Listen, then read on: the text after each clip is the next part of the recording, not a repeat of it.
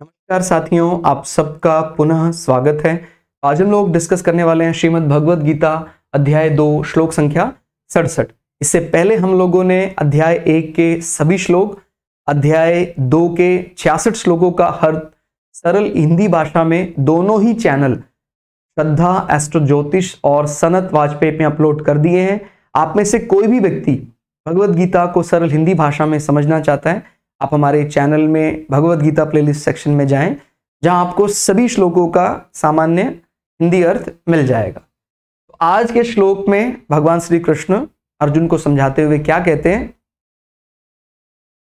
ये एक प्रकार से 66वें श्लोक का ही एक्सटेंशन है, उसी का ही आगे बढ़ा हुआ रूप है। तो मैं चाहूंगा आप पहले 66वें श्लोक का अर्थ भी जाने, उसके बाद आगे आए, ताकि आपको और आसानी हो।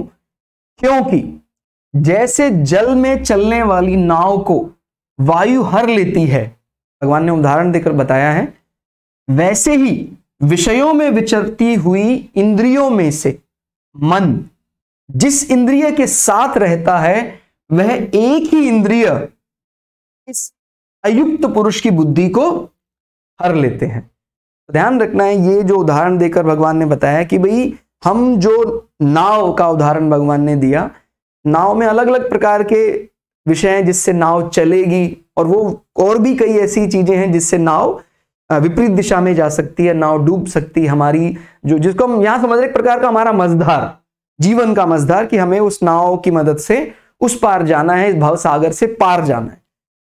तो अगर उसमें एक सही दिशा निर्धारित ना हो तो हम भव सागर से पार कैसे हो सकते हैं।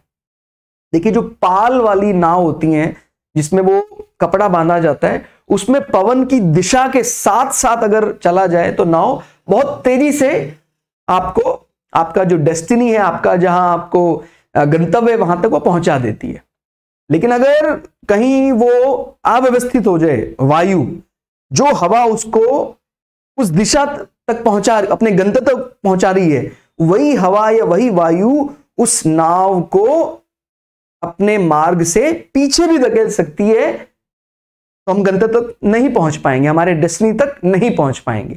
तो अपने को यह बात याद रखना है कि हमारी नजर हमेशा अपने गंतव्य तक हो, और ऐसा नहीं है कि जो पाल वाली नाव है, यानी जो कपड़े आपने देखे होंगे जो बंधा होता है, वो सिर्फ हवा जब चलती उसी दिशा में ही पाल नाव को ले जा सकता है। आप उसको जब पढ़ेंगे उसके विषय में, पाल हवा के विपरीत दिशा में भी नाव को ढकेल सकता है, लेकिन उसको हमें क्या करना चाहिए, उसको सही दिशा निर्देशित करना आना चाहिए अपने को। तो वो कब होगा, जब हमने तय किया होगा भाई अपने को और भटकाव नहीं चाहिए, अपने को उधर ही जाना है, वही हमारा डेस्टिनी है, वही रहना है। तो हम सजग रहेंगे अपने कार्य में, और जैसे ही हमारी नजर हमारे जो डेस्टिनी से, हमारा जो फाइनल डेस्टिनी है, उससे चूकी, तो फिर हम सांसारिक विषयों में लिप्त हो जाएंगे और वायु उसी नाव को डुबो देगी, और हम कभी भी भवसागर को पार नहीं कर पाएंगे। इसी को अगर हम अपने शरीर से, मन से, इंद्रियों से जोड़ें, तो हमारे इंद्रियों के हजारों विषय अलग अलग, हमें कई दफा लगता है कि हमने बहुत बड़े इंद्रिय उसको जीत लिया, हमने काम सुख को जीत लिया। कई लोगों को ऐसा लगता है भी काम क्रोध हमने इनको जीत लिया, बस हमारा तो बेड़ा पार हो गया। याद रखना है, छोटा सा विषय भी अगर हमारे रह जाता है, वो भी, इसलिए बात कही गई है, नाव को डुबोने वाले कई अलग अलग विषय हैं। नाव में अगर छेद हो जाए छोटा सा, वो भी नाव को डुबो सकता है, यानी हमारा जो गंतव्य है वहां तक जाने में बाधा बन सकता है, और भी कई अलग अलग विषय हैं। इसी प्रकार से हमारे इंद्रिय अलग अलग प्रकार, हमें लगता है कि हमने जो बड़े इंद्रिय विषय उनको तो काबू किया हुआ है, तो छोटा इंद्रिय सुख हमारा क्या बिगाड़ लेगा, उनका आकर्षण हमारा क्या अहित कर सकता है। ऐसा नहीं है, ये बात समझने वाली है। हमें लगता है कि भाई हमने काम सुख को जीत लिया है, हमें कोई ऐसा भोजन का भी अब मोह नहीं है। ये सबसे कठिन माने जाते हैं, अपने काम को जीतना और अपना भोजन का सुख, यानी जिसको बोलते हैं व्रत कर लिया, निराहार भी रह जाते हैं, और अगर एकदम खाली इनको अन्नम मिल जाए, यानी चावल मिल जाए, तो वो बड़े सुख से खाते हैं। लेकिन इसके अलावा कोई ऐसा दबे पांव चुपचाप कोई ऐसा इंद्रिय विषय आ जाए, तो वो फिर हम उसमें फंस जाएंगे। हम जैसे हम सेवा दृष्टि से ही करते हैं, कई दफा जैसे राजा भरत के बारे में लिखा है कि राजा भरत ने इन सारे मुख्य विषयों को जीत लिया था, लेकिन कैसे दबे पांव वो माया ने उनको घेर लिया, मोह ने उनको जकड़ लिया। जंगल में गए, वो अपना कुटिया बनाकर रहते, आराम से भगवान का भजन करते, और जो भी रूखा सूखा जो मिलता, अन्नम चावल बनाया, अपना जो भी है बिना उसके बनाए, स्वाद की चिंता नहीं की, फिर अपना खा लिया। लेकिन एक जीव पर देखो, एक होता है दया करना, एक होता है दया के साथ साथ दिन रात एक मानसिक जो हमारी दशा है वो, क्योंकि हम तो किस पर अधिकार है, हमारा तो खाली हमारा कर्म पर अधिकार, उसके फल पर अधिकार थोड़ी है। उनको कोई एक ऐसा हिरन का बच्चा मिल गया जो बेसहारा था। हमें ये बात समझनी है कि हम सभी को, जो भी बेसहारा है, जो भी, उसके प्रति हमें दया भाव होना चाहिए। लेकिन हम चले जाएंगे, उसके बाद उसका क्या होगा, ये सब विषय हमारे लिए नहीं है। हम सिर्फ कर्म पर हमारा अधिकार है, उसके फल पर हमारा अधिकार थोड़ी है। हमने जिंदगी भर बहुत मेहनत करके हमारे आने वाली पीढ़ियों के लिए कुछ धन अर्जन करके जोड़ लिया, जमा कर दिया, लेकिन अगर अभी भी हम सोच रहे हैं कि भाई अगर वो धन जब नष्ट हो जाएगा फिर इनका क्या होगा, इसका मतलब तो फिर हमने सारे इंद्रिय सुखों को जीत लिया, लेकिन उसी मोह के चक्कर में फिर से उसी में फंसे रहेंगे बार बार। इसीलिए कोई छोटा सा विषय भी हमें ना रोक ले हमारे गंतव्य तक जाने में, बड़ा ध्यान रखना है।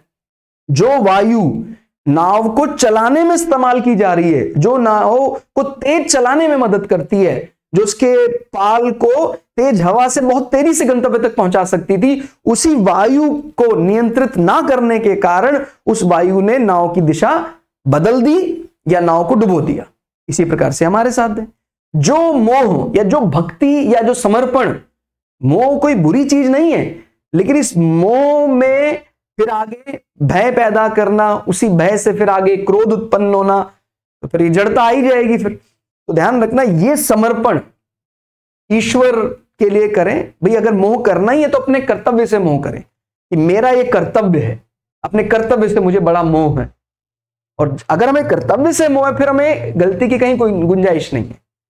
तो ये ध्यान रखना, बहुत छोटा सा, किसी को हो सकता है कहता जी मैंने काम सुख को जीत लिया, लेकिन मुझे ना कुछ खाने का मैं बहुत शौकीन हूं, मैं खाने को कॉम्प्रोमाइज नहीं कर सकता हूं। तो ये हो सकता है इसी विषय से हम उलझ जाएं, यही विषय हमारा गंतव्य तक, हमारे फाइनल डेस्टिनेशन तक हमको ना पहुंचा पाए। इसलिए ध्यान रखना है, अतिवादी नहीं होना है किसी भी विषय को लेकर। कोई छोटा सा इंद्रिय विषय भी अगर हम बहुत ज्यादा उसके लिए चरमपंथी हो गए, एक्सट्रीमिस्ट हो गए, तो गड़बड़ हो जाएगी। पहले तो अपने आप अहम को मारो, बहुत ज्यादा अपने आप को बड़प्पन जहां आ जाए। मैं देखिए स्वाभिमान तक तो ठीक था, अभी वो स्वाभिमान बढ़ बढ़कर वो अहंकार का रूप ले लिया उसने। तूने मेरी बेइज्जती की, तूने, भाई हम हैं क्या, हम परमपिता परमात्मा के उसमें तो जहां ये विचार आ जाता है ना, भाई हम तो उसी की भक्ति में है, उसके तो भक्त हैं, हम लगे अपने कर्तव्य कर रहे हैं, लेकिन जहां ये विचार आता है मैं ही सब कुछ हूं, मैं ही राजा हूं इस सृष्टि का, तो वो तो फिर उसको तो फिर गर्त में जाना ही जाना है। ठीक हो गया। तो हमने जो तपस्या की है, तपस्या का फल प्राप्त करने के बाद भी हम वैसे के वैसे ही रहें, इसका माने हम सच में पैदाइशी रहीश हैं, बाद में रहीश नहीं हुए हम। और कई लोगों को क्या लगता है, जब उसके अर्जित पुण्य जाग जाते हैं, बहुत धन इकट्ठा हो जाता है, फिर बहुत वैभव आ जाता है, फिर उसके बाद उसका जो स्वाभिमान था वो अहंकार में बदल जाता है। तूने मेरा अनादर कैसे किया। कई दफा देखिए, अनादर करना बुरा है, बिल्कुल हम मानते हैं, लेकिन अपने मन में सिर्फ मेरा अनादर किया इसीलिए तू मृत्यु दंड का पात्र है, ये सही नहीं है। ठीक हो गया।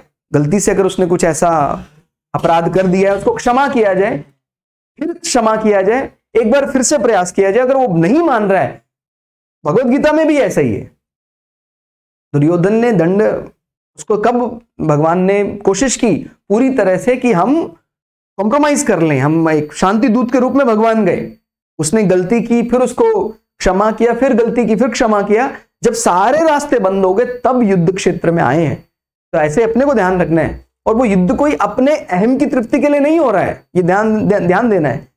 अर्जुन मेरा अपमान दृष्टि से युद्ध नहीं कर रहा है, और भगवान ने भी उसको ये उपदेश दिया, भाई आप तो एक आज्ञा के रूप में, मां कुंती ने आज्ञा दी है, भाई छत्राणी इसी दिन के लिए तो अब पुत्रों को जन्म देती हैं, क्षत्रियों को जन्म देती हैं कि भाई अब जाकर हमने जो उसने इस प्रकार की बात बोली दुर्योधन ने कि भाई सुई की नोक के बराबर भी मैं जमीन नहीं दूंगा। तो हमारे जो हमारे समर्पण को कह लें, हमारे ईश्वर भक्ति को वो कमजोरी समझ रहे हैं जब, तो फिर हमें हथियार उठाना पड़ा, और वो भी हमने मां की आज्ञा या राजा की आज्ञा यानी युधिष्ठिर की आज्ञा से उठाया है। वो हमें कोई लोभ नहीं है, अर्जुन को कोई लोभ नहीं है, समझना है। यहां अर्जुन कहीं ना कहीं हमें रिप्रेजेंट कर रहा है, हमें बता रहा है। जो भी भगवत गीता पढ़ रहा है वो जब अर्जुन समझकर पढ़ेगा तो उसके प्रश्नों का उत्तर उसको मिलने लग जाएगा। क्योंकि जैसे जल में चलने वाली नाव को वायु, समझना है, वायु उसको चला भी सकती है बहुत तेज, लेकिन वही वायु अगर बिगड़ जाए, कंट्रोल ना हो, तो वो वायु उसको दिशा भ्रम कर सकती है, डुबो सकती है। वैसे ही विषयों में विचरती हुई इंद्रियों में से, अलग अलग इंद्रिय सुख है भाई, हमारी जिह्वा है, हमारी त्वचा है, हमारी नेत्र है। कई बार हमें देखने का बहुत शौक होता है कि भाई हाँ ये चित्र, ये चित्र, ये चित्र। ईश्वर कृपा से हमें यात्रा करने का मौका मिले, जरूर जाना चाहिए, लेकिन इसका एडिक्शन नहीं होना चाहिए कि भाई मैं इस बार नहीं जा पाया तो मेरा क्या होगा। तो ये भी एक इसके प्रति भी सावधान रहना चाहिए कि कोई ऐसा आसक्ति ना हो जो दबे पांव हमें इसी ट्रैप में फंसाए रखे। जैसे अभी मैंने राजा भरत की बात की कि कैसे देखा जाए तो सभी की दृष्टि में दया भावना तो एक बहुत बड़ा गुण है, लेकिन हिरण की सोच में लग के फिर वो कैसे उनका मुक्ति का मार्ग उस जन्म में बंद हो गया। उनको फिर कई जन्म लेने पड़े, अगले जन्म में हिरण का रूप लिया उन्होंने, उसके बाद फिर जड़ भरत के रूप में आए, तब जाकर वो मुक्त हो पाए, नहीं तो उसी जन्म में वो मुक्त हो सकते। तो अपने को यह बात ध्यान रखनी है कि कोई छोटा भी इंद्रिय विषय उसके प्रति बहुत ज्यादा एडिक्शन नहीं रखना है। कहता जी मैंने इंद्रिय सुख, मैंने जो मुख्य है, मैंने काम वेग को जीत लिया है, मेरा स्वाद को मैंने जीत लिया है, लेकिन मुझे कपड़े का बड़ा शौक है, सुंदर कपड़े मैं पहनना चाहता हूं। तो जहां ये विषय आएगा, हो सकता है इस विषय से कोई दूसरा आकर्षण पैदा हो और हम फिर से फंस जाएं।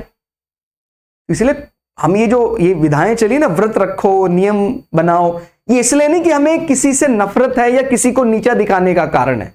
संसार भोग करने के लिए बना है, भोगना चाहिए, लेकिन अगर इसमें अंकुश नहीं लगाया जाएगा, इसमें अनुशासन नहीं बनाया जाएगा, तो फिर जो हमारा, जिसके लिए हम आए थे संसार में, उसको तो हम हासिल ही नहीं कर पाएंगे। इसीलिए हमें ध्यान रखना है कि संसार को भोगते हुए भी, संसार में आनंद लेते हुए भी हम अपने डेस्टिनी को नहीं भूलना। अपने को यही जीवन धर्म का पालन करते हुए अर्थ भी प्राप्त करना है, हमारी कामनाओं की पूर्ति करनी है, और फाइनली इसी शरीर से मुक्ति का मार्ग खोलना है। ठीक हो गया? तो आज के लिए इतना ही। क्लास आपको कैसी लगी कमेंट करके जरूर बताइएगा। मिलते हैं अगली क्लास में, तब तक के लिए जय श्री भगु पराशरा, जय श्री शुक्राचार्य, नमस्कार।